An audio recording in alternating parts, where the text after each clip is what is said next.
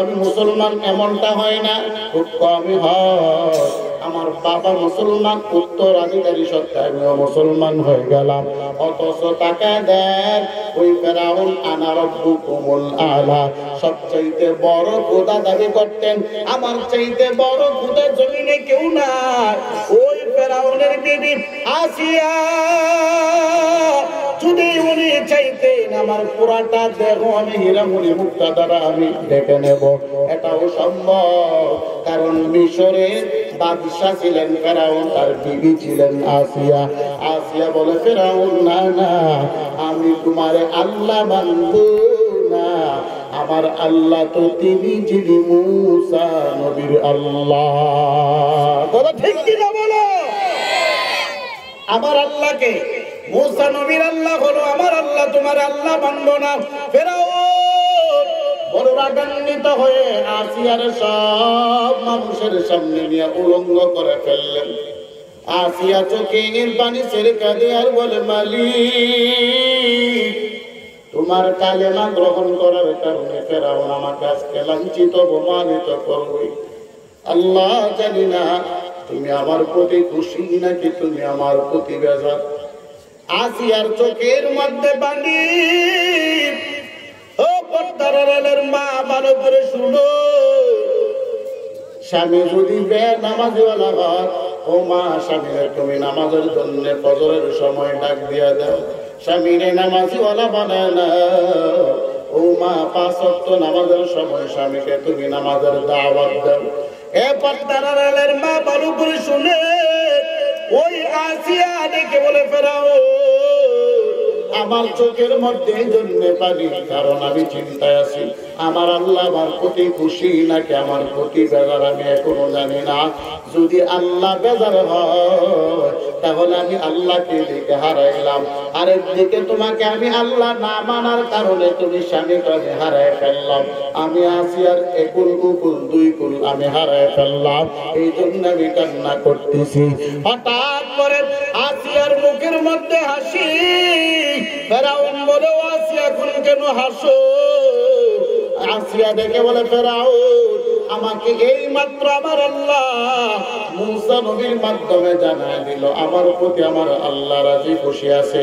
তুমি আমাকে হত্যা করে ফেলো, আল্লাহর কসম আমাকে হত্যা করতে দিলে আমার আল্লাহর তৈরি জান্নাতে যেতে দেরি হবে না। মুসলমান কালিমার জন্য আসিয়া কত কুরবানি দিল। শুধুই কে আসিয়া বলে না না, আসিয়ার ঘরের মধ্যে একটা দাসী ছিল যার নাম হলো মাসেতা। মাসেতা গোপনে গোপনে কালেমা পড়ে ইমানদার হয়ে গেলেন, কেউ জানে না রাজপ্রাসাদে। একদিন মা আসিয়া বিকাল বেলা 2 জন নারীকে নিয়ে ঘরের বারান্দায় বসে চুল আশ্রাইতেছে। আপনাদের আছে দেখবেন বিকাল বেলা মহিলারা একজন আরেকজনের চুল আশ্রয় দেয়, কুকুর এনে দেয়, আছে না এমন? তো মা সেটা ঘরের বারান্দায় বসে চুল আশ্রয়তেছে। এমন সময় মা সেটার হাত থেকে চিরুনিটা জমিনের মধ্যে পড়ে গেলেন। মা সেটা সঙ্গে সঙ্গে চিরুনিটা জমিন থেকে উঠাইলেন, তার মালিকের নাম নিয়ে বিসমিল্লাহির রহমানির রহিম। আল্লাহু আকবার। কার নাম নিয়ে উঠাইছেন? আরো জোরে বলেন। এবার সঙ্গে 2 জন নারী ছিল, তারা বলে, মা সেটা তুমি কার নাম নিয়ে চিরুনিটা জমিন থেকে উঠাইলা? মা সেটা বলে, কেন আমি আমার মালিকের নাম নিলাম? বলে, তোমার মালিক তো ফেরাউন। তিনি বলেন, না না, আমার মালিক ফেরাউন না, আমার দুনিয়ার মালিক ফেরাউন, কিন্তু আমার আখিরাতের মালিক হলো আমার আল্লাহ। এবার 2 জন নারী বলে, তোমার আল্লাহ কে? বলে, তোমার আল্লাহ তো ফেরাউন। বলে, না না, আমার আল্লাহ ফেরাউন না, আমার আল্লাহ হলো মূসা নবীর আল্লাহ। এবার 2 জন নারী দৌড়ায় ফেরাউনের কাছে নাজির হলেন। আর নালিশ করলো, ফেরাউন তুমি কার কাছে খোদা দাবি করো, তুমি কার সামনে আনা রাব্বুকুম আলা বলো। বলে কেন, কি হয়েছে? বলে এইদিকে তোমার বিবি আসিয়া মুসা নবীরে ঈমান এনেছে, ওইদিকে তোমার কৃতদাস তোমার বাদী মাশাতাও কালিমা পড়ে মুসলমান হয়ে গেছে। এবার ফেরাউন মাশাতাকে বলল, এরি মাশাতা তুমি কালেমা ছেড়ে দাও, আমাকে খোদা মেনে নাও। মাশাতা বলে জীবন দিতে রাজি, কিন্তু তোমার খোদা মানতে আমি রাজি না। এবার ফেরাউন কারুনের সঙ্গে পরামর্শ করলে, এরে কারুন মাশাতা তো কালেমা পড়ে নিয়েছে, আমার খোদা মানে না, এখন আমি কি করতে পারি? কারুন ছিল বড় শয়তান, বড় দুষ্ট সন্তান। ওই কারুন ডেকে বলে, বন্ধু আমার ওই মাশাতাকে একটা শাস্তি দিয়ে দাও, শাস্তি দিলে দেখবা মাশাতা অটোমেটিক তোমার আল্লাহ মেনে নেবে। এবার মাশাতাকে গিয়ে তার সন্তানটা সহ একটা জায়গায় বসাইয়া বড় একটা পাতিলের মধ্যে তেল রাখিয়া আগুন দিয়া তেলটাকে ফুটন্ত গরম করলেন। তেল এবার পটপট করে টকবক একটা মানুষকে ছাড়তে দেরি, মানুষটা বুড়া হইতে দেরি হবে না। মাশাতার কুলের বাচ্চাটাকে ফেরাউন ধরলেন, পায়ের মধ্যে ধরিয়া মাথাটাকে নিচের দিকে দিয়ে বলে, মাশাতা এখনো সময় আছে, তাড়াতাড়ি আমারে আল্লাহ মেনে নাও, নয়তো তোমার সন্তানটাকে আমি আগুনের মধ্যে তেলের মধ্যে ছেড়ে দেব। মাশাতা নিচের দিকে মুখটা দিয়া তার মালিক আল্লাহকে ডাকে, আয় আল্লাহ আমার সন্তান যদি হারায় ফেলি আমার কিছু আসে যায় না, আমার একটা সন্তান কেন, আমার যদি হাজারো হাজার সন্তান থাকতো আমি তোমার জন্য আমি কুরবানি করে দিতাম। ও আল্লাহ আমাকে ধৈর্য ধারণ করার তৌফিক দিয়া দাও। ফেরাউন আবার মাশাতার সন্তানটাকে তেলের মধ্যে ছেড়ে দিলেন। সন্তান তেলের মধ্যে ছাড়ার পর বাচ্চাওয়ালা মুরগির নেই চটপট। ও মুসলমান ভালো করে শুনো, কালেমার জন্য তারা কত কুরবানি সহ্য করেছে, আমরা তো সাধারণ কুরবানিও সহ্য করতে পারি না। মাশাতা আবার চোখের পানি ছেড়ে কাঁদে। ফেরাউন ডেকে বলো, মাশাতা টাকা দেখ, তোর সন্তান বুড়া হয়ে গেছে, এখন তোকে ছেড়ে দেবো, তাড়াতাড়ি আমার আল্লাহ মেনে নে। মাশাতা বলে, ফেরাউন আল্লাহর জাত ও সিফতের কসম, আমার জীবন আমি দিয়ে দেব তেলের মধ্যে, আমাকে ছেড়ে দাও। এরপর আমি আমার মালিক আল্লাহকে মুহূর্তের জন্য বলতে পারবো না। চিল্লায় বলেন সুবহানাল্লাহ। তাদের ইমান মজবুত ছিল নাকি আমাদের মতো ইমান? হ্যাঁ, আমাদের মতো। আমরা তো ক্ষমতার জন্য আল্লাহ কি বলে যাই, ক্ষমতার পদের জন্য আলেমদের বিরুদ্ধে কথা বলি, ক্ষমতার পদের জন্য তোমরা মসজিদের বিরুদ্ধে কথা বলি, ক্ষমতার পদের জন্য তোমরা নবীকেও গালি দিতে দ্বিধাবোধ করি না। কথা ঠিক কিনা? আছে কি নাই? হ্যাঁ মুসলমান, ক্ষমতার মালিক কে? সন্দেহ আছে? আওয়াজে বোঝা যায়? ক্ষমতার মালিক কে? আল্লাহ। কত ইজ্জু মান তাশা ওয়া তুযিল্লু মান তাশা। আল্লাহ বলেন আমি যাকে ইজ্জত দেই আমি আল্লাহ তারে বেইজ্জতি করতে পারি। ঠিক আছে কি নাই? এই ক্ষমতা আছে কি? ওই ফেরাউন মুসা নবীর সঙ্গে দ্বন্দ্ব লেগে গেলেন। মুসা নবী ফেরাউনকে দাওয়াত দিলেন কালিমা। ফেরাউন মুসা নবীর সঙ্গে যুদ্ধ ঘোষণা করলেন।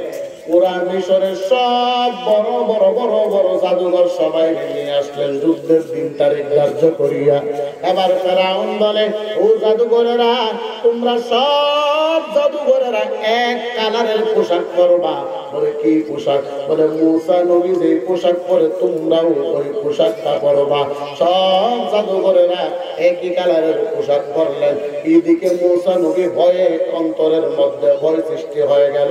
আল্লাহ বলে, পয়গম্বর আপনি চিন্তা করবেন না, ওইদিকে জাদুঘরের আপনার কালারের পোশাক লাগাই দিছে, আমি আল্লাহ বড় পছন্দ করে ফেলেছি, আমি আল্লাহ সব জাদুঘরদেরকে হেদায়েতের বাতি দিয়ে দেব।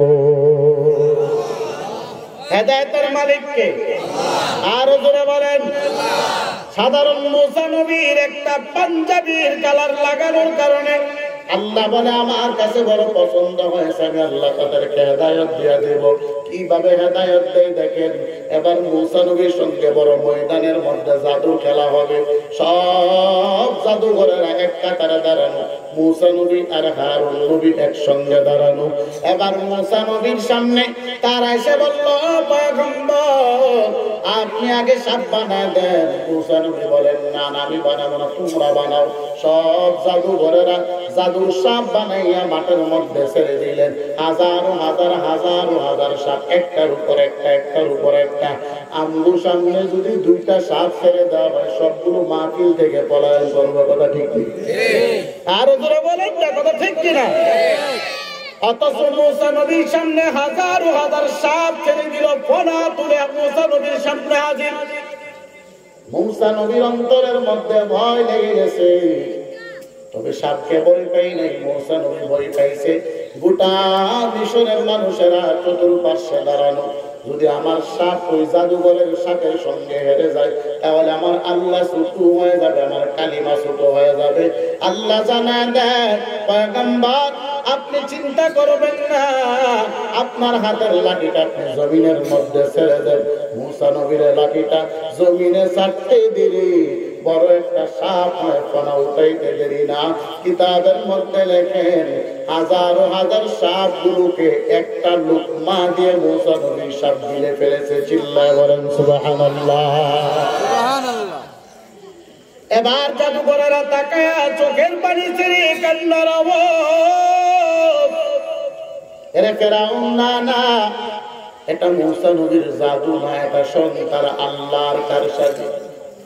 কারণ জাদুর সাপ কোনদিন আরেকটা সাপকে খেতে পারে না, গিলতে পারে না, কারণ এটা জাদুর সাপ।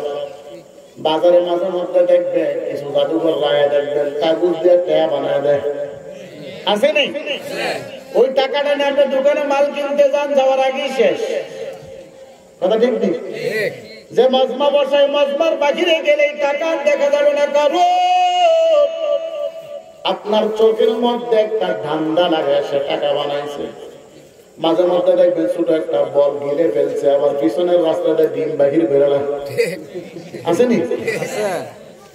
ওই জাদুঘরেরা মুসা নবীর সাপের খানা দেখে ভয় পেয়ে গেছে। ফেরাউন, তুমি আবার কোন আল্লাহ? তোমার জাদুঘরের সব সাপগুলোরে মুসা নবীর সাপ খেয়ে ফেলছে। মুসা নবীর সাপটা জাদুঘরি সাপ না, এটা স্বয়ং তার আল্লাহর পক্ষ থেকে অরিজিনাল সাপ। সুবহানাল্লাহ। জাদুঘরি নাকি অরিজিনাল? আর জোরে বলেন। প্রত্যেকটা নবীকে আল্লাহ একটা মুজিজা দেয়। মুসা নবীরে দিছিল লাঠি, যেই লাঠি দিয়া ফেরাউন যখন দৌড়ানো দিল, মুসা নবী সাগরের সামনে গিয়া, আল্লাহ পিছন থেকে ফেরাউন, সামনে সাগর, মধ্যস্থলে আমি আমার উম্মত নিয়ে হাজির। আল্লাহ আমাকে লাঞ্ছিত করিও না। আল্লাহ বলে, পয়গম্বর ভয়ের কারণ নাই, লাঠি দিয়ে আঘাত করেন, আমি আল্লাহ রাস্তা বানায় দেব। 12টা আঘাত করেছেন, 12টা রাস্তা হয়েছে। মুসা নবী পার হয়ে গেছে, ফেরাউন যখন মধ্যে গেছে, আল্লাহ বলে, ও নিম্ন, তুমি তোমার জায়গায় চলে যাও। ফেরাউনের বংশ সহ ধ্বংস হয়ে গেছে। মেম্বার চেয়ারম্যানের মিছিল তো ঠিকই ডাক দিন শুরু। এবার হাজারো হাজার জাদুঘর, সব জাদুঘরেরা ফেরাউনকে বলল, ফেরাউন তুমি না বলো তুমি খোদা, আনা রব্বুকুমুল আলা, তুমি সবচেয়ে বড় খোদা। এ ফেরাউন, না না, তুমি সবচেয়ে বড় খোদা না, তোমার চাইতে বড় খোদা হলো মুসা নবীর আল্লাহ। আজকে থেকে সাক্ষী দিয়ে দিলাম, আমরাও মুসা নবীর আল্লাহর প্রতি ঈমান এনে নিলাম, আমরা তোমাকে আর মানব না। আল্লাহ বলে, ও পয়গম্বর, আমি না বলেছিলাম সব জাদুঘরেরা হেদায়েতের আলো পেয়ে গেছে? সব জাদুঘরেরা এই ময়দানের মধ্যে কালেমা পড়ে ঈমান এনে নিয়েছে। মুসলমান, ফেরাউনের ক্ষমতা কম ছিল নাকি বেশি? আরো জোরে কম, ভয় পা। ফেরাউনের ক্ষমতা কম না বেশি ছিল? আমগো দেশের শেখ হাসিনার চাইতে কম না বেশি? হ্যাঁ, কম মনে হয়। যে ফেরাউন নিজে খোদা দাবি করছে আমি আল্লাহ, ক্ষমতার মালিক আল্লাহ। এরে মুসলমান, যে ক্ষমতার মালিক আল্লাহ, ওই আল্লাহর নামটা নেও না। এই জামগো দেশের কাউয়াকাদের স্টেজের মধ্যে দাঁড়াইয়া বলছিল স্মার্ট বাংলাদেশ গর্ব 2040-এর ভিতরে। স্মার্ট বলতে দেরি, আল্লাহ স্টেজ ভাঙা জমিনে ফালাইতে দেরি করেন না। যে প্রধানমন্ত্রী বলেছিল 2040 পর্যন্ত আমি বাংলাদেশ শাসন করবো, স্মার্ট বাংলাদেশ বানাবো, আল্লাহ বলে শেখ হাসিনা ভালো করে শুন, তুই তোর বলার আগেটাই নেই, আগে অফিস ইনশাল্লাহ বলা নাই।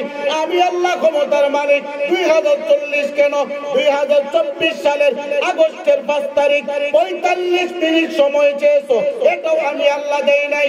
আমি আল্লাহ 45 মিনিটের ভিতরে কানে ধরে তোমার স্বামীর বাড়িতে বিদায় করেছি, কথা ঠিক কিনা? ক্ষমতার মালিককে আরো জোরে বলেন আল্লাহ। বলছিলি 2040 পর্যন্ত থাকবো, এখন কত সাল? আর বাকি রয়েছে কত বছর? 16 বছর। এর আগে স্বামীর বাড়িতে বিদায়, কথা ঠিক কিনা? তাহলে ক্ষমতার মালিককে আরে বাজারে তো বিয়া হয়েছিল, কেউ বিয়া না হইলে কি এগো মন্ত্রী কয় যে বাংলাদেশের প্রধানমন্ত্রী আর মোদী এরা স্বামী স্ত্রী সম্পর্ক? বলছি কে বলছে না? এগো পররাষ্ট্রমন্ত্রী বলছে বাংলাদেশ এবং ইন্ডিয়া এটা স্বামী স্ত্রীর সম্পর্ক। আমি বলবো এরে বেয়াদব, বাংলাদেশের প্রধানমন্ত্রী ছিল মুসলমান, তোর দেশের প্রধানমন্ত্রী হিন্দু। হিন্দু মুসলমান বিবাহ হতে পারে না, তারা বিবাহ করবে, তারা যারা সন্তান, তাদের কোনো সন্দেহ নাই, কথা ঠিক কিনা বলো? হিন্দু মুসলমান বিবাহ করা হালাল না হারাম? হারাম। আরো যারা বলেন হারাম। এরপরে যারা বলে বাংলাদেশের প্রধানমন্ত্রী ইন্ডিয়ার প্রধানমন্ত্রী স্বামী স্ত্রীর সম্পর্ক, যারা এই কথা বলে আবার বলে হাসিনা মা, বোঝা গেল সবগুলো হলো ইন্ডিয়ার যারা সন্তান, তাদের কোনো সন্দেহ নাই। ক্ষমতার মালিক কে? আপনি ক্ষমতা চালান, আমার কোনো বাধা নাই, কিন্তু আল্লাহর উপর ভরসা রাখেন। কারণ কখন আপনার ক্ষমতা নিয়ে আনে। গাদ্দাফি এত বড় ক্ষমতাধর ছিল, এরপরও আল্লাহ তারে ধ্বংস করেছে। সাদ্দাম হুসাইন এত বড় ক্ষমতাধর ছিল, সাদ্দামও ধ্বংস হয়েছে। তুমি শেখ হাসিনা তো সাধারণ একটা নেতা, কথা ঠিক কিনা? কারণ পুরুষের তুলনায় মহিলাদের জ্ঞান বেশি না কম? আরো জোরে বলেন কম। এজন্য সবসময় ভরসা করবেন কার উপর? আল্লাহ। আরো যারা বলেন আল্লাহ, নাকি ইন্ডিয়ার উপর? এগো দেশের মূর্তি পূজা, কি পূজা? আমগো দেশে করছি দুর্গা পূজা। হ্যাঁ, এই যে আমগো যুবকরা যারা, এগুলো তো সব দুর্গা পূজায় দৌড়ায়। ঠিক ঠিক, জায়গা যায় না? আমরা এদিকে নাই, হিন্দু নাই না, আলহামদুলিল্লাহ। আলহামদুলিল্লাহ। যারা কইতো না বোঝা যাবে মান তাসাব্বাহা বিকওমিন ফাহুয়া মিনহুম, হিন্দুদেরকে মহব্বত করে তারা। আলহামদুলিল্লাহ বলেন সবাই। আলহামদুলিল্লাহ। দুর্গা পূজা গেছিনি কিছুদিন আগে? হ্যাঁ গেছে। ইমাম সাহেব দুর্গা পূজা গেছিনি? দুর্গা পূজার মধ্যে তারা দুর্গারে আনছে 3 দিনের জন্য। কয় দিনের?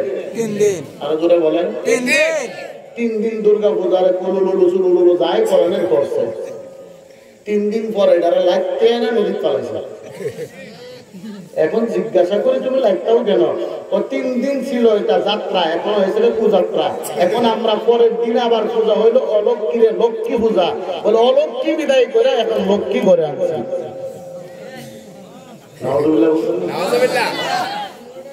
3 দিন যে মূর্তিটাকে খোদা মানছে, 4র্থ দিনে এই মূর্তিটা কেমনে অলক্ষ্মী হয়? এ বুকার দল ভালো করে শুনো, তোমাদের যে খোদা 3 দিন লক্ষ্মী থাকে, একদিন অলক্ষ্মী হয়ে যায়, ওই খোদার গোলামি আমরা করি না। আমরা মন খোদার গোলামি করি, যে খোদা যেমন ছিল তেমনই আছে, তেমনই থাকবে। খোদা ঠিক কিনা বলো? নাকি আমগো খোদা বুড়ো হয়ে গেছে? হ্যাঁ, দাড়ি দড়ি উঠছে ভাগছে? আমগুর মতো চশমা লাগাইছে বাবানি না বুড়াগুর মতো লাড়ি হাতে নিছে না যেমন ছিল তেমনি আছে কেমনই আছে তিনি আমাদেরকে আর তারা যারা আল্লাহ মানে ইব্রাহিম নবীর আব্বাজান আজর বস্তা বলে মূর্তি দিছে ইব্রাহিম নবীর ইব্রাহিম যাও বাজারে বিক্রি করো তখন ইব্রাহিম নবী ছোট মানুষ বস্তা বইরা পুরাটা বস্তা চিনেননি বস্তা নাকি সালা কয় রাস্তা সালাদ সবই যেহেতু আপনারা আমাদের ভাষায় একটি ভাষা বলেন সালার ভিতরে ঢুকাইয়া ইব্রাহিম নবী সালার মুখটা ধইরা রাস্তা দিয়ে টানতে টানতে বাজারে গেছে বাজারে নেওয়ার পরে কাস্টমার আসছে ইব্রাহিম আসছে আজরের ছেলে আজর হলো আমার নমরুদের খুব কাছে কারণ ইব্রাহিম নবীকে হত্যা করার জন্য নমরুদ পুরা দেশের মধ্যে সন্তান হত্যা শুরু করছে কিন্তু আপনি যদি বেড়া দেন ক্ষেতের মধ্যে বেড়া যদি ক্ষেত খেয়ালা তাহলে আপনি বিচারে খাবেন নি হ্যাঁ হ্যাঁ সারা দেশের দায়িত্ব দিছে আজরের উপরে আজর হইল তাদের লিডার যত ছেলে সন্তান হইব হত্যা করব আজর যে রাত্রেবেলা বউর সাথে ঘুমাইছে এটা তো আর খবর নাই কারণ হের ঘরের মধ্যে তার ইব্রাহিম নবীরে দিব আল্লাহ বলতেন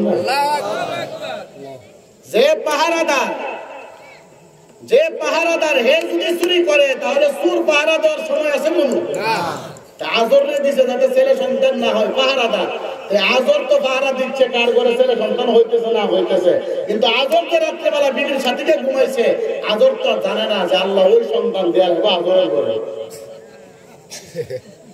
তো ইব্রাহিম নবী মূর্তি নিয়ে বাজারে গেছে কাস্টমার জিজ্ঞাসা করে ইব্রাহিম কি আনছো হলো মূর্তি দাও না সালাটা কোনটা দিছে বস্তা না নেন আপনারা পছন্দ করে কোন খোদারে নিবেন আপনারা এখন যেহেতু তাকায় দেখে যে হুদার নাক নাই কান নাই হাত নাই পাও নাই ইব্রাহিম আমগো খোদা মন ভাঙ্গা কা ইব্রাহিম আমি তো জানি না আমার আব্বা বস্তা ধরে দিছে আমি নিয়েছি ওই মূর্তি তো কেউ কিনতো না দয়া দাও ইব্রাহিম নবী মূর্তি নেওয়ার বাড়িতে গেলেন আদর তো কে আদর ওটা এত কেমনে আপনার মূর্তি বেচা কিনা হইলে না টাকা দিতে আর কি তো মূর্তি বেচা হয় নাই আপনার মূর্তি সব বাংলায় দিব বেটা মূর্তি ভাঙছে কেমনে তো ভাঙছে আমারে দিয়েছেন আমি বস্তাটাই না নিছি বাজারে আমি কি আর জানি ভাঙ্গা দিছেন নাস্তা দিছেন ইব্রাহিমের বাবা কাজ ও ইব্রাহিম আমার খোদারে তুমি এভাবে টাইনা নিলে খোদা যেতে থাকবো ইব্রাহিম নবী কয় যেই খোদা নিজের নিজে হেফাজত করতে পারে না ওই খোদার গোলামি আমরা করি না আমরা মন খোদার গোলামি করি যিনি নিজের নিজে হেফাজত করে তার বান্দাকেও হেফাজত করার ক্ষমতা রাখে নাকি আমরা ওই খোদার গোলামি করবো যে খোদা নিজের নিজে বাঁচাইতে পারে না নবীর যুগে এক বেচারা মূর্তিকে খুব ভালোবাসে কি করে আমগো যুবকরা যেমন প্রেমিকারে ভালোবাসে রাতের 12টার পরে শুধু কোনে কোন কোন কোন কোন শব্দ শোনা যায় রুমে ওই বেচারা মূর্তিরে খুব ভালোবাসে সারাদিন মূর্তিটারে এমনি কুলে নিয়ে ঘুরে একদিন হাঁটতেছে খুব ক্লান্ত লেগে গেছে একটা গাছের নিচে গিয়ে মাথাটাতে একটু শুনছে আর নিজের খোদাটারে রাখছে গাছের কাছে ওই রাখছে গাছের মধ্যে হেলান দিয়ে খোদাটারে চলছে কিছুক্ষণ পরে দেয় খোদার মুখের মধ্যে কুত্তা মুখে খোদার মুখ কে মুখে কি কারবার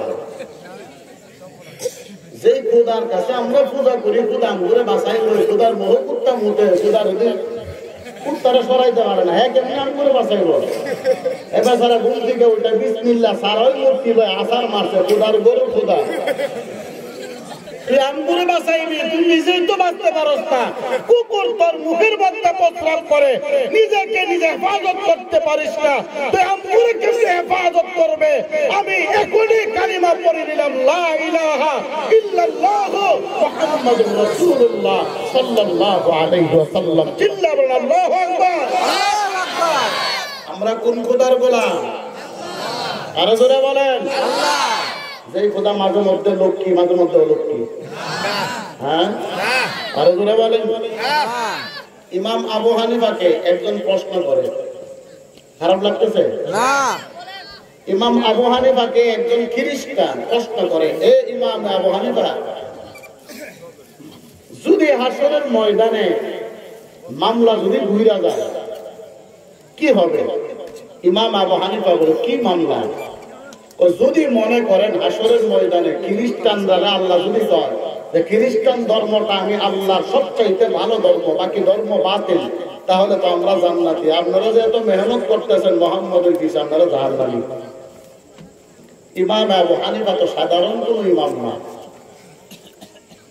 সব ইমামদের সর্দার ইমাম আবু হানিফা। উনি বিচক্ষণ মানুষ। উনি জবাব দিলেন, ও খ্রিস্টান ভাই, ইসলামের চাইতে দামি ধর্ম আল্লাহর কাছে আর নাই। এটা কোরআনের মধ্যে আল্লাহ বলছেন, ইন্নাদ দীনা ইনদাল্লাহিল ইসলাম। নিশ্চয় আল্লাহ যত ধর্ম দিয়েছেন সব ধর্মের মধ্যে উত্তম ধর্ম হলো ইসলাম ধর্ম। সুবহানাল্লাহ বলতেন না? আমরা কোন ধর্মে? ইসলাম। আওয়ামী লীগ ধর্মে? ইসলাম। হ্যাঁ, ইসলাম। বিএনপি ধর্মে? ইসলাম। ইসলাম। তো ইমাম আবু হানিফা বলে, হ্যাঁ আপনার কথা আমি 1 মিনিটের জন্য মেনে নিলাম। খ্রিস্টান ধর্ম যদি হাসরের ময়দানে বড় ধর্ম হয়, আপনারা জান্নাতি আমরা জাহান্নামী। আপনি বলছেন, আমি বলি না। কে বলছেন? আপনি বলছেন। মনে করেন তার উল্টা যদি হয়, ইসলাম ধর্ম যদি সবচাইতে বড় ধর্ম হয়, খ্রিস্টান ধর্ম যদি আল্লাহর ধর্ম না হয়, তখন তো আপনারা জাহান্নামী আমরা জান্নাতি। খ্রিস্টান বলে, হ্যাঁ এটা তো ঠিক, তবে আমি জানি খ্রিস্টান ধর্ম সবচাইতে বড় ধর্ম।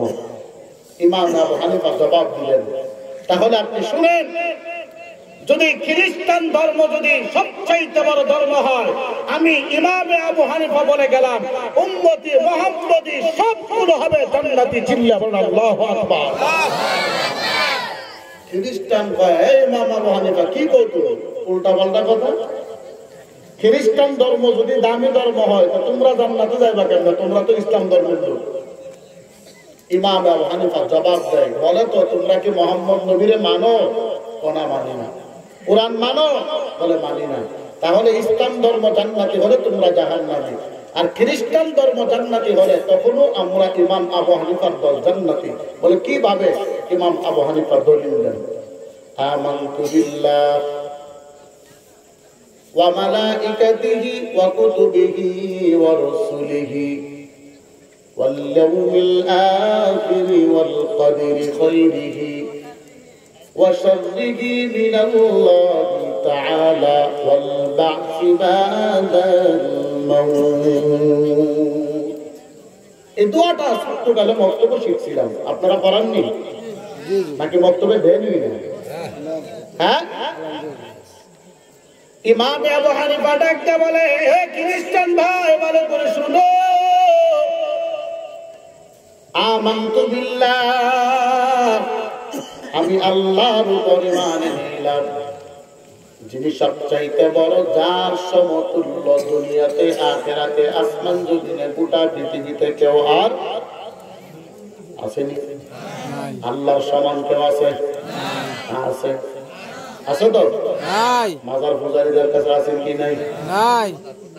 হ্যাঁ, নাই। কেন বলেন? মাজার পূজারীরা বন্ধ মাজারে গিয়া সিজদা করে। বলে সিজদা করা মানে আল্লাহর সমান শিরিক করা, জাহান্নামী। এটা ঠিক কি না? আছে কি নাই? মাজারে গিয়া সিজদা করে আর বলে, বাবা আমার ব্যবসার মধ্যে লস হয়ে গেছে, আমার ব্যবসার মধ্যে উন্নতি দাও। বলেন তো ব্যবসা উন্নতির মালিক মাজার ওয়ালা নাকি আল্লাহ? আল্লাহ। আরো করে বলেন আল্লাহ। আবার মাঝে মধ্যে গান গায়, পানি নিচে মোমবাতি বান বাতাসে ধরে না, বাবার কাছে মুরিদ হইলে নামাজ রোজা লাগে। নাউজুবিল্লাহ। বলে কি বলে না? বাবা তোমার দরবারে সব পাগলের খেলা, হরেক রকম পাগল দিয়া মিলাইছো মেলা। বাবা তোমার দরবারে সব পাগলের খেলা। কথা ঠিক কিনা? বাবার দরবারে পাগলের খেলা কিভাবে জানো? বাবার দরবারে তাকায় দেখবা জট চুলওয়ালা আছে কি নাই? বছর একদিনও গোসল দেয় না। জিজ্ঞাসা করলে বলে আমি সাধনা করি। সাধনা কার সাধনা? বলে আল্লাহর সাধনা। এরে খাড়াসের বড় খাড়া, আল্লাহর সাধনা করে গোসল না দিয়ে আল্লাহর সাধনা হবিনি। বলে গোসল না দিলে তোর শরীর না পাক, তুই কি প্রস্রাব করস না, পায়খানা করস না? এ বোকা তুই কি তোর বিবির কাছে যাস না? এ বোকা বিবির কাছে না গেলে তোর স্বপ্ন দোষ হবে। গোসল না দিলে তোর শরীরটা হলো অপবিত্র। অপবিত্র শরীর নিয়ে আমার মালিক আল্লাহকে তালাশ করে পাওয়া যাবে না। কথা ঠিক কিনা? মাজারের মধ্যে বেশিরভাগ মাজার বাংলাদেশে দেখবেন গাঞ্জার আড্ডাখানা, মদের আড্ডাখানা। কথা ঠিক কিনা? আছে কি নাই? আপনার দিকে মাজার আছে? হ্যাঁ হ্যাঁ,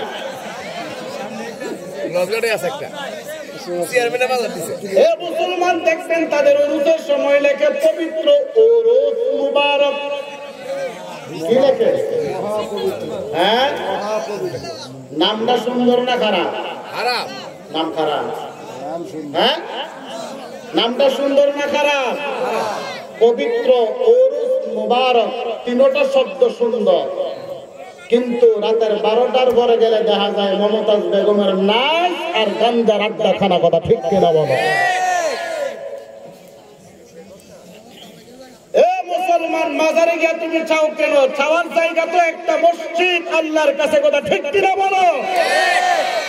মাজারওয়ালারা মসজিদে যায় না। আরেক গাঞ্জাখোর মাজারওয়ালা ভান্ডারির মুরিদ, সে কয় নামাজের দরকার কি? কবরে গেলে তো যখন আমার কাছে মুনকার নাকির আসবে, আমার বন্ধ আমার ভান্ডারি বাবা গিয়ে জবাব দিয়ে দিবে।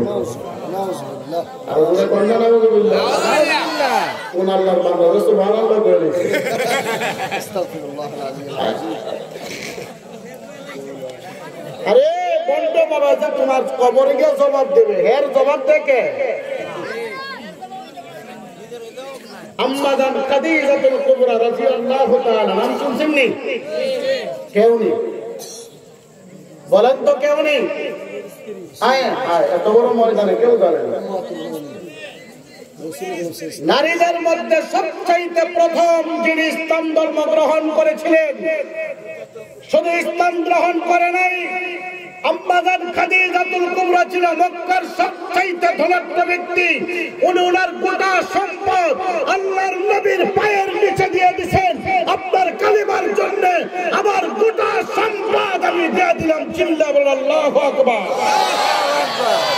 এই খাদিজাতুল কুবরা মারা গেছে, কবরের মধ্যে রাইখা নবীজি দাঁড়ায় কাঁদে। সাহাবায়ে কেরাম বলে, ইয়া রাসূলুল্লাহ আসেন, এবার আপনি বাড়িতে আসেন, আর কতক্ষণ কান্না করবেন খাদিজার কবরে? নবীজি যায় না, কান্না করে। কারণ খাদিজা ছিল আল্লাহর নবীজির দুঃখের দিনের সাথী, আর আয়েশা রাদিয়াল্লাহু তাআলা ছিল নবীজির সুখের দিনের সাথী। তো খাদিজার কবরের সামনে দাঁড়িয়ে নবী কাঁদে। আল্লাহ সহ্য করতে পারলেন না। আল্লাহ বলে, জিবরাইল তাড়াতাড়ি আমার বন্ধুরে জানায় দাও, খাদিজাতুল কুবরা কবরের 3টা সওয়ালের জবাব আমি তার হয়ে আমি আল্লাহ স্বয়ং জবাব দিয়ে দেব। চিল্লা বলেন আল্লাহু আকবার। এত বড় খাদিজার জন্য যদি নবীজি পেরেশান থাকে, আর তোমার মতো ভান্ডারি গাঞ্জাখোর জট চলওয়ালার কবরে গিয়ে ভান্ডারি জবাব দিব? আরো জোরে বলেন না, কথা ঠিক কিনা? এই মাজার পূজারিওয়ালা মাজারকে বয়কট করা দরকার। কথা ঠিক কি? আমরা মাজারের বিরুদ্ধে না, কিন্তু যে মাজারে গাঞ্জাওয়ালা মাজার আছে ওই মাজারের বিরুদ্ধে আমরা। শাহজালাল মাজার, শাহজালাল খারাপ না ভালো? ভালো। কিন্তু শাহজালালের মাজারও গাঞ্জা খায়। হয়তো আপনারা দেখেন না, আমরা সিলেটে মাহফিল করি, মাসে 10-15 দিন যাওয়া হয়। রাত্রেবেলা মাহফিল করে আসার সময় ভাবি যে শাহজালাল মাজারে একটু জিয়ারত করি। কি জিয়ারত করবো? মাঠের মধ্যে গেলে সব গাঞ্জা করবো। শাহপুরান বাজারে যান, শত শত গাঞ্জাখোর বসা। আপনি ব্রাহ্মণবাড়িয়া খরমপুর মাজারে যান, এই মাজারটাকে তো একবারে নষ্ট করে ফেলেছে বন্ধ তাহিরির দলেরা। কথা ঠিক কিনা বলো?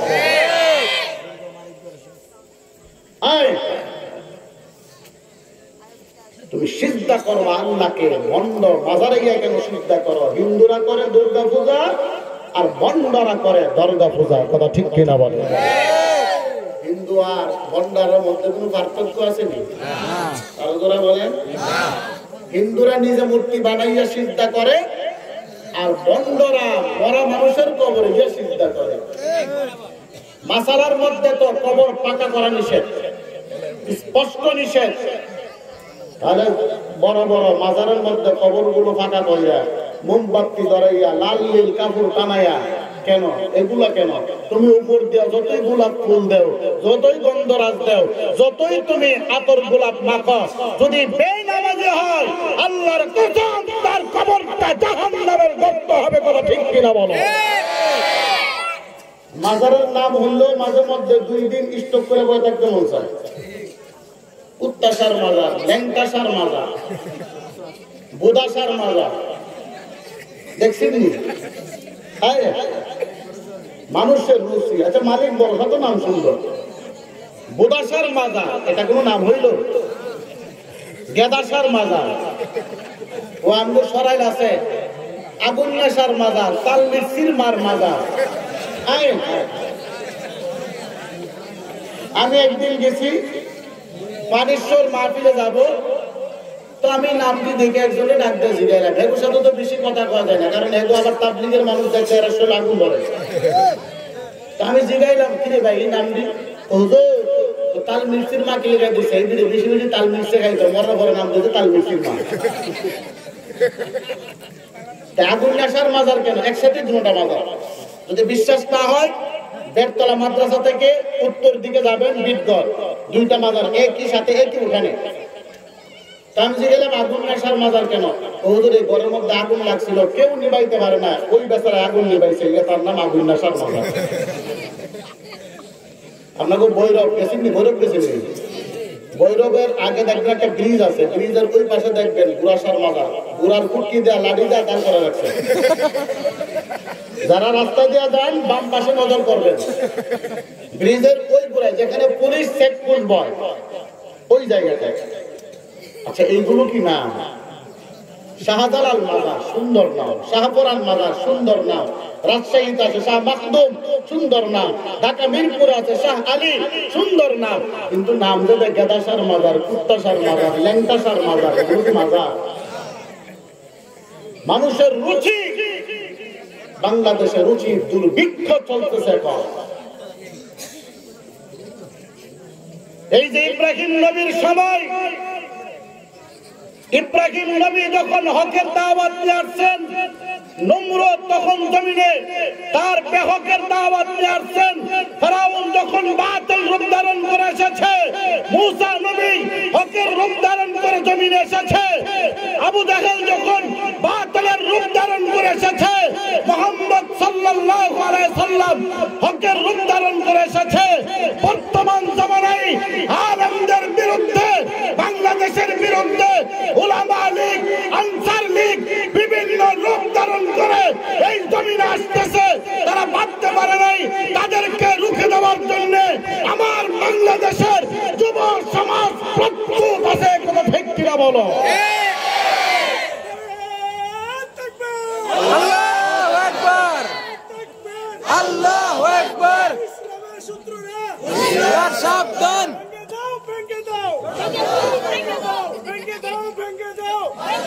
নারায়ে তাকবীর, আল্লাহু আকবার। এরা বলছে আরাম বলছে তো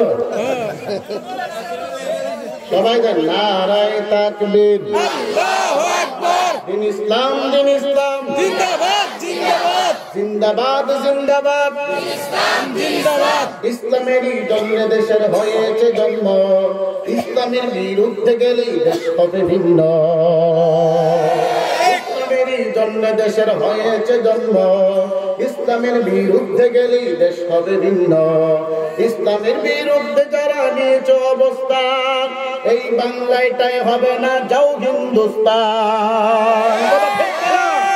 দুই কদমে সামনে চলো, চলো চলো সামনে চলো, অস্ত্র কণ্ঠে আওয়াজ তোলো, সবাই মিলে একই তালে দাও না স্লোগান, নারায়ে তাকবীর, আল্লাহু আকবার। মুরব্বিরা দেন, ঠান্ডা লাগে নাকি? সবাই দেন নারায়ে তাকবীর। আল্লাহু আকবার। দিন ইসলাম দিন ইসলাম জিন্দাবাদ জিন্দাবাদ। জিন্দাবাদ জিন্দাবাদ। ইসলাম দিন ইসলাম। মুসলমানের এই দেশেতে নাস্তিকদের ঠাঁই নাই, নাস্তিকদের পক্ষে যারা তাদের কোনো রক্ষা নাই। মুসলমানের এই দেশেতে নাস্তিকদের ঠাঁই নাই, নাস্তিকদের পক্ষে যারা তাদের কোনো রক্ষা নাই। এই দেশেতে থাকতে হলে কোরআন মানতে হবে, কোরআন না মানলে তারা বিতাড়িত হবে। দুর্গদমে সামনে চলো চলো চলো সামনে চলো, বজ্রকণ্ঠে আওয়াজ তুলো, সবাই মিলে একই তালে দাও না স্লোগান নারায়ে তাকবীর। আল্লাহু আকবার। নারায়ে তাকবীর। আল্লাহু আকবার। ওই যে পিছনে কোনা যারা দেয় না এরা মনে আওয়ামী কেউ তাকবীর দেন না কেন? হ্যাঁ আওয়ামী লীগ হইলে নারায়ে তাকবীরে ভয় পায়। কথা ঠিক কিনা বলেন? আওয়াজ দেন নারায়ে তাকবীর। আল্লাহু আকবার। দিন ইসলাম দিন ইসলাম জিন্দাবাদ জিন্দাবাদ। জিন্দাবাদ জিন্দাবাদ। ইসলাম জিন্দাবাদ। বাংলাদেশের সব মানুষের নাম বদলাতে পারে, বইয়ের পাতায় স্বাধীনতা সংগ্রাম বদলাতে পারে, বঙ্গোপসাগরের সব পানি যেতে পারে শুকিয়ে, গোটা রাজধানী গেলে নিতে পারে মরিগঙ্গার ঢেউ, সুন্দরবন কেটে হতে পারে ইটের বাটার লাকড়ি, শিল্পপতিরা দেউলিয়া হয়ে খুঁজতে পারেন চাকরি, চোরগুন্ডারা পেয়ে যেতে পারে মন্ত্রীর মর্যাদা। বলো ঠিক কিনা বলো? গত 15 বছর যারা বাংলাদেশে এমপি মন্ত্রী ছিল তারা একজনের সৎ ছিল না, সব চোর এবং ডাকাতের দল ছিল। কথা ঠিক কিনা বলো? চোরগুন্ডারা পেয়ে যেতে পারে মন্ত্রীর মর্যাদা, আইনের ফাঁকে কালো টাকা সব হয়ে যেতে পারে সাদা। অনেকেই বলে এই দেশ নাকি হুজুগ জাতির দেশ, দফায় দফায় বদলায় এর রংঢং পরিবেশ। তাই বলে এদেশে ইসলাম হুজুগ হবে না শেষ, হুজুগ হবে না শেষ।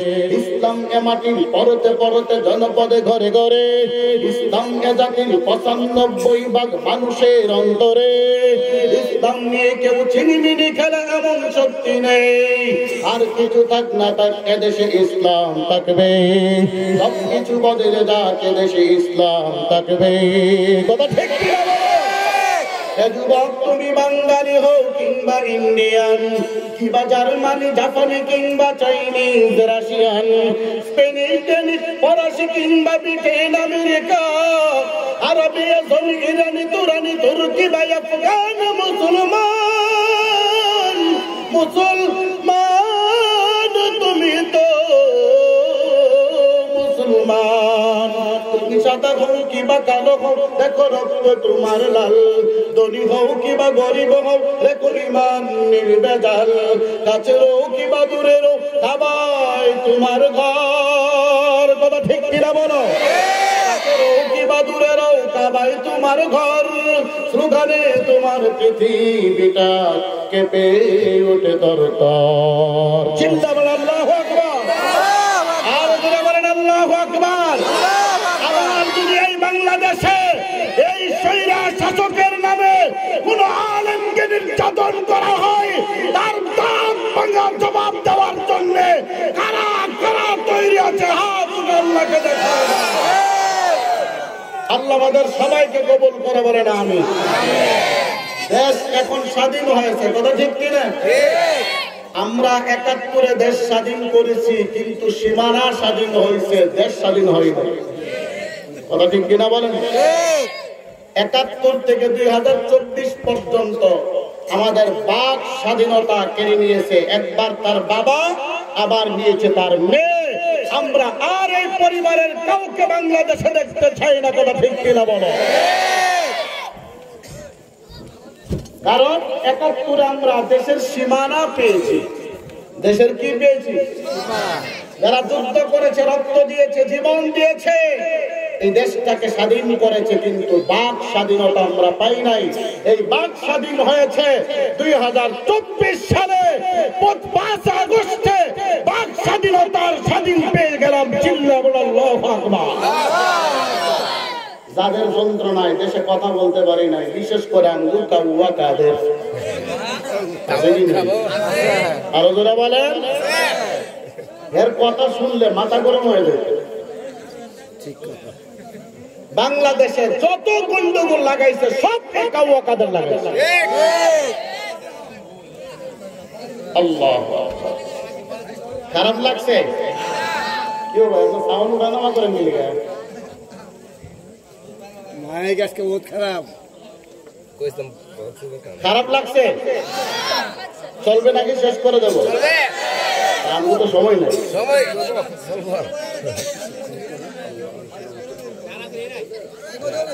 আল্লাহ, আমার আপনারা তো বছর একদিন বলছেন, আমি তো প্রতিদিন।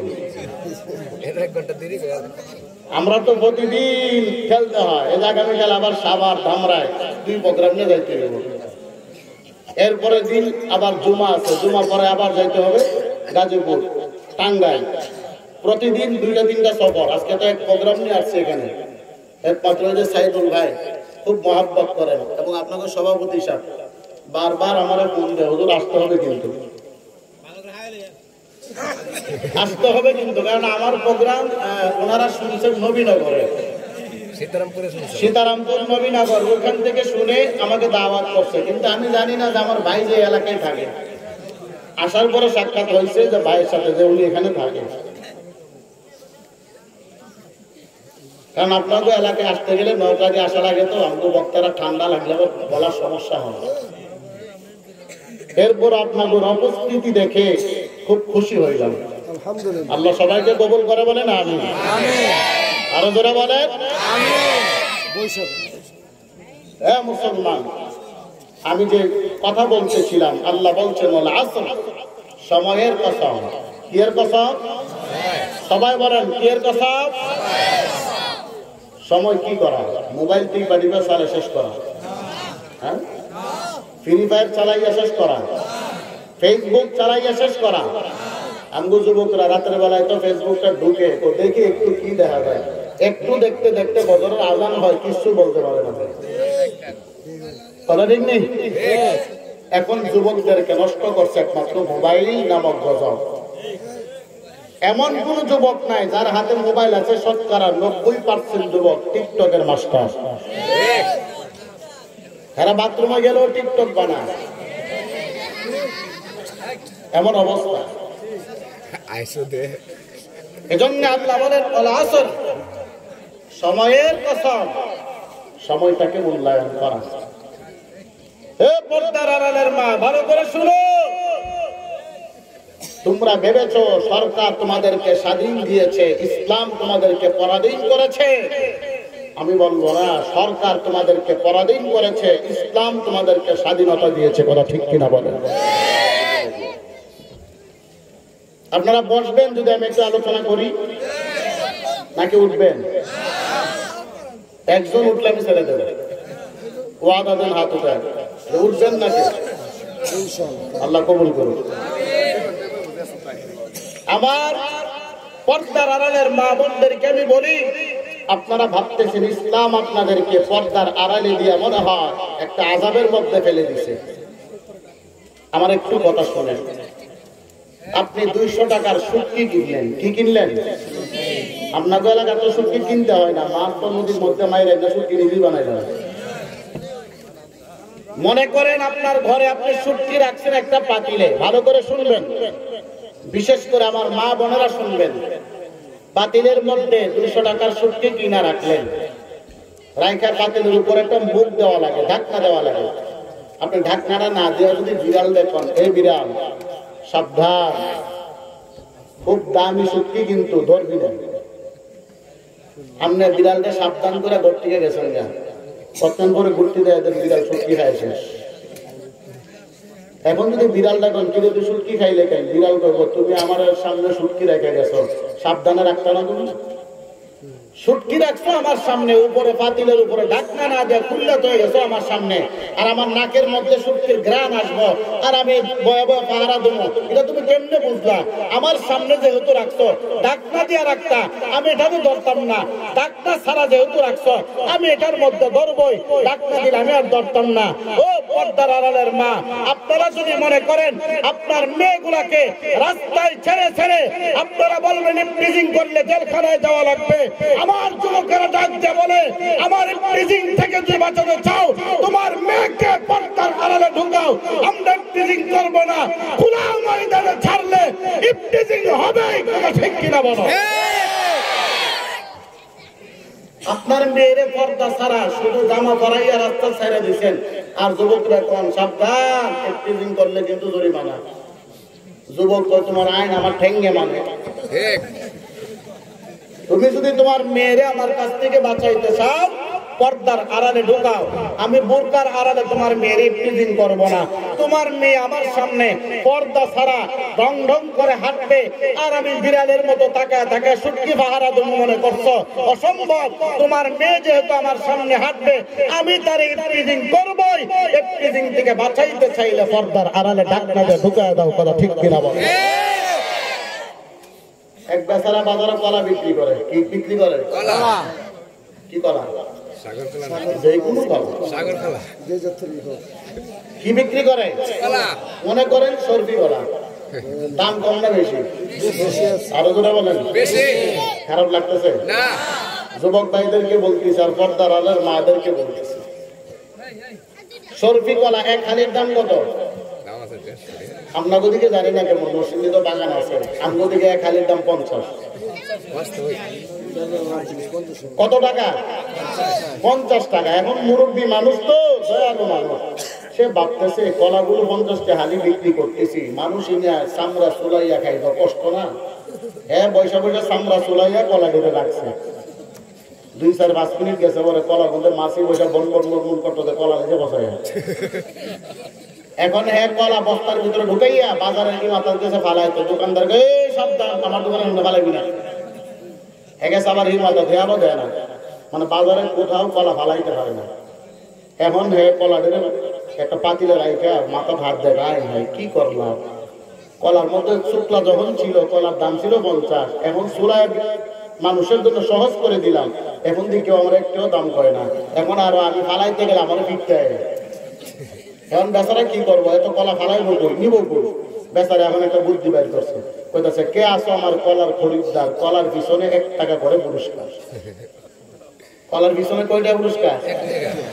মানে একটা কলা আপনি নিবেন, টাকা দিতে হইব না, হ্যাঁ আরো একটা আমরা দিব। আপনি যেটা পাপটা নিতেছেন এর কাছ থেকে। রাস্তা দিয়ে 2জন যুবক হাইটা দেয়, যুবকরা পচা কলা কাটা খাই দিল, কলা খাওয়ার তো ইচ্ছা নাই। যেহেতু মুরব্বী ডাকতেছে, প্রতি কলা পিছে 1 টাকা করে দিব, আমরা 1 কুড়ি কলা দিই। কগুড়ি? 1 কুড়ি কয়টা? 20টা কলা। পাশের যুবক তুই কলা না কি করবি? কি কলা খাওয়া যাবো? আরে বোকার করে কলা তো আর খাইতাম না, কলার পিছনে 20টা কলা নিলে 20টা দিয়ে দিব, 20 টাকা তো 7টা সিগারেট কিনাম। কি খাইব? এখন আপনারা বলেন তো, হে যে কলা কিনছে, কলার আকর্ষণে কিনছে নাকি টাকার আকর্ষণে কিনছে? টাকা দিয়ে কি করবো? সিগারেট খাবার। কলা যে বেগ বলে দিব, এ রাস্তার বাজারটা ভাড়ে গিয়ে ভালো দিব। মা ভালো করে শোনো, যেই বেচারা কলার দাম 50 ছিল, সুলাইয়া বিক্রি করার কারণে 1 টাকাও দাম নাই, কলার পিছনে টাকা দেওয়া লাগে। ঠিক তেমনই যেই মেয়েরা মহিলা মাদ্রাসায় পড়ে না, পর্দা করে না, বেপর্দায় চলে, বিবাহের সময় তার বাবারা বলে কে আছো আমার মেয়ের খরিদ্দার, মেয়ের পিছনে হুন্ডার এবং ফ্রিজ হবে পুরস্কার। কথা ঠিক কিনা? এখন যুবকরা রাস্তা দিয়ে হাইটা লাগলো, বিয়া করার ইচ্ছা ছিল না, বিয়া করার ইচ্ছা ছিল না, বয়স তো হয়েছে না, যেহেতু ফ্রিজার হুন্ডার দিব বিয়া করে। এখন বলেন তো, বিবাহ করছে মেয়ের আকর্ষণে নাকি হুন্ডার ফ্রিজের আকর্ষণে? তাহলে যেই ব্যক্তি হুন্ডার ফ্রিজের আকর্ষণে বিয়া করছে, ওই যুবক কোনদিন মেয়ের সঙ্গে ভালো সংসার হবে? পর্দার আড়ালে ঢুকো, আমার মাদ্রাসার ছাত্রীদেরকে দেখো, আলেমরা বিবাহ করে, ফ্রিজ লাগে না, হুন্ডার লাগে না, যৌতুক তেমন ভিক্ষাও লাগে না, এমনি ফাতিমি মহারানা দিয়ে তাকে বিবাহ করে নিয়ে যাচ্ছে, সুন্দর সংসার হচ্ছে। কথা ঠিক কিনা বলো? আমগো দেশে তখন মহারানার নাম নিয়ে ব্যবসা শুরু হয়। কুরবানির আগে আপনাকে 22 মোজা বাজারের মধ্যে গরুর দাম হয় না? ছেলে বিয়া করাইতে গেলে দেখবেন মসজিদে তারিখের সময় দাম উঠে, ছেলেরও গরু, ছেলে কি গরু দাম উঠে। কনছেন আমার ছেলের কত দিবেন? তো 5 লাখ হইতো না, 6 লাখ। ও কেউ বিয়া এত দাম কোনটা? ও ছেলের পড়াইছি দেয়া লাগছে না, ছেলের পড়াইছি কি লাগছে না? ওই যে গরুর যে গোসল দেওয়াইছে, তেল পানি দিছে, ভুসি মুসি খাওয়াইছে, দেয়া লাগছে না? তো গরুর মতো দাম উড়াইছে, ছেলেরে ভরাইছি দেয়া লাগছে না? তো 6 লাখ লাগবে, 10 লাখ কাবিন নামা। 6 লাখ যৌতুক, আর মেয়ের বাবাকে আমারও 10 লাখ লাগবে কাবিন নামা।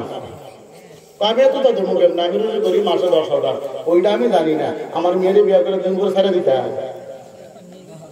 সারলে তুমি 10,000 টাকা দেবা, 10 লাখ করো কাবিন নামা, সারার সময় 5 লাখ টাকা চাইর, দেখি কেমন বেটার বেটা হয়েছে।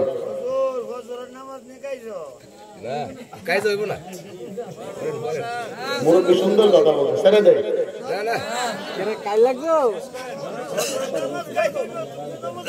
ঠিক আছে, তাহলে এখন কি করবো? 12:30 পর্যন্ত চলো। হ্যাঁ, আর 5 মিনিট আছে। মুরব্বী কথা খারাপ বলে নাই। এই যে সামনে বয়ে রয়েছে, 99% ভজন কথা ঠিক নেই। ওয়াজ শোনা ফরজ, ওয়াজি সুন্নাত, ফজর নামাজ পড়া কি ফরজ। সারা রাত ওয়াজ না শুনে যদি ফজর নামাজ পড়েন, ওয়াজ শোনার চাইতে বেশি সওয়াব পাবেন। কথা ঠিক নেই? যে কথা আমি বলতেছিলাম, পর্দার আড়ালের মা, কলার মতো আপনার মেয়েটারে সোলাইয়া রাস্তায় ছেড়ে দিয়েন না। তাহলে বিবাহের সময় ডাকতে হবে, কে আছে আমার মেয়ের খরিদ্দার, মেয়ের পিছনে হুন্ডার ফ্রিজ, আরো বড় বড় বক্স, 60 পুরস্কার। কথা ঠিক নেই? তারিখের সময় যে জামারে কি দিবেন, ও বুঝতে না হলে রুমটা ভরে দিবেন। কি ভরে দিত? রুমটা ভরে দিত। রুমটা ভরতে গেলে কি লাগবে? একটা ফ্রিজ, একটা সুকেস, একটা আলমারি, একটা খাট, একটা আলনা, আর কি জামাই যে বাজারে ব্যবসা যায়, হাইটটা ঠেকের মধ্যে বেতা একটা হুন্ডা চলে। কথা ঠিক নেই? অথচ এই যে হুন্ডার চাইছে, বাপ দাদা 14 গোষ্ঠী হুন্ডার দেখছেন না? হুন্ডার চাইছে। তুমি যদি সাবধান না হও, হাসরের ময়দানে তোমার জবাবদিহিতা করা লাগবে। তুমি বলবা আমার আব্বা তো যৌতুক পেয়েছে, আমি লইছি না। তুমি কি কাঁচা বুঝিলা? তোমার কি আল্লাহ জ্ঞান দেয় নাই? তুমি বলবা তোমার বাবাকে, আমার বিবাহের মধ্যে যৌতুক নিলে বিবাহ আমি করবো না, যৌতুকবিহীন বিবাহ করতে চাই। কথা ঠিক কিনা বলো?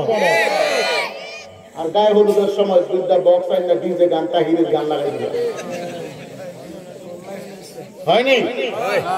গায়ে হলুদ করা শরীয়তের মধ্যে নাই, গায়ে হলুদ করা হারাম। গায়ে হলুদ করা কি? গায়ে হলুদ করা কি নাকি হালাল? যুবকরা আওয়াজ দেয়, হারা গায়ে হলুদ করার কোনো বিষয় হালাল না হারাম? গায়ে হলুদ করবেন না। বিবাহের মধ্যে উকিল বাপ আসেনি? আপনার কোথায় আসেনি? শরীয়তের কোথাও না উকিল বাপের। উকিল বাপ কেন?